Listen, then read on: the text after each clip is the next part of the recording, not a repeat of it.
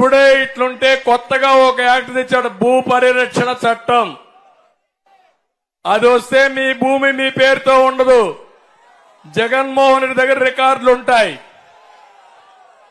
90 రోజుల్లో నీ భూమి నీ పేరుతో ఉందో లేదో తెలుసుకోకపోతే, తమ్ముడు తెలుసుకోకపోతే ఆ భూమి ఇంక నీది కాదు.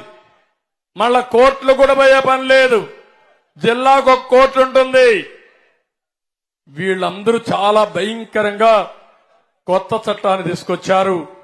రైతుల భూములకి రక్షణ లేని పరిస్థితి తీసుకొచ్చారు. 10-1 ఉండదు, అడంగాలు ఉండదు, ఏ రికార్డు ఉండవు. వాడు రాసిందే లెక్క. జగన్మోహన్ రెడ్డి మీ తలరాత రాసే పరిస్థితి వస్తున్నాడు. ఇది వస్తే ఇంకా మీకు ఇంకెవరు ఈ రాష్ట్రంలో ఉండలేం. మన భూములు మన కాదు, ప్రత్యర్థుల్ని ఇంకేం చేస్తారో నాకే తెలియదు.